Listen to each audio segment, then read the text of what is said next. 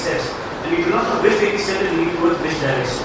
But they seem to be falling together. Just to come to that point, first point which you raised was the eagle's point of view. Every channel is trying to reach as close as possible, but they are liars. For example, I'll go back to Mumbai again, and this using that as a case point. Sure. When the Mumbai incident was happening, all channels were trying to reveal exactly what is happening on the ground. However, they all were under two things. One, they could cross only the line only after the forces are out there. Point one. Point two, there was heavy censorship also. You cannot show it, rightly so, because when action is happening, you cannot be showing the same thing. You remember at the same time, there was another video which came out, which was shot by a fireman, Viking Taj, of the cops in action. That is action. Here I am outside the hotel shooting, just seeing some smoke coming up, and I am thinking what is happening, and I am trying to strategize. Because every second I can say, this soldier is moving from this room to that room, and he's been hitting the shoulder. What I would say, maybe they are trying to quarter of rooms. That's a neutral point. That's more strategic. Whereas the guy who's inside the room and is shot at, you see soldiers firing. That is transport. So that is the difference in terms. Tell me something. Just taking that example, staying with it for a moment. Isn't that more masala than a point of view? I love that video, of course. I mean, for 4 nights I was up and hashtagging on Twitter, going crazy, right? But isn't that more masala? That's exactly what I said. That's exactly what I said. It is not anymore that political. It's not a point of view. It's masala. I won't call it masala. What is news? Then we have to debate what is the definition of news. To me, news is anything which is I want to be informed about, as well as something which I can talk to somebody else. And the more number of people are interested in, the bigger the news. There will be something which is happening in your my office is news to us.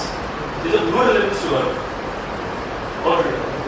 But if there is something which is larger, 5 of us are interested in it, suddenly it's getting there. The larger the mass is interested, that becomes the larger the news. Everything is news. If there is something you are not supposed to show, and it comes up on the internet, that is also illegal, isn't it? Can you give me an example, please? Like for instance, you said that somebody from inside the hotel shot a video, Yes. put it on the internet, Yes. but then there was a, I think, directive that you are not supposed to show that because the militants could use it for that. See, everything has its ups and downs, and we need to work towards closing the downs. I unfortunately have not been able to figure out ways to close all the downsides to it. I mean, you have to actually draw the line somewhere that you can't cross that line, so to speak.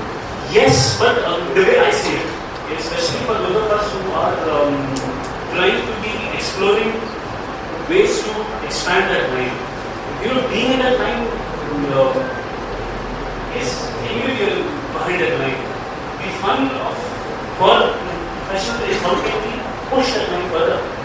Obviously, keeping the legal as well as human sensitivities in place. But the objective is how to push that line further rather than maintain that line. Pornography, for example, that's a huge factor we are all fighting. Putting up stuff which is censored. But there is also a moral debate between censored versus non-censored. There are multiple facets to it, which needs to be handled on a case-to-case basis. Putting up stuff, actually, I can't answer that.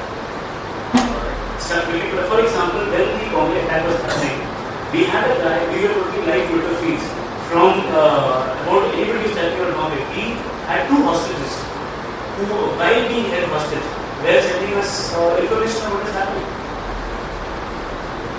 One of them is now was an English critic journalist whom now they are in regular touch with Nathaniel Ismail. He's the guy who actually managed to escape, run to the airport, take a flight, go back to London. And we were able to track him because of what he was saying to his Twitter feed. So, it has its plus and negatives.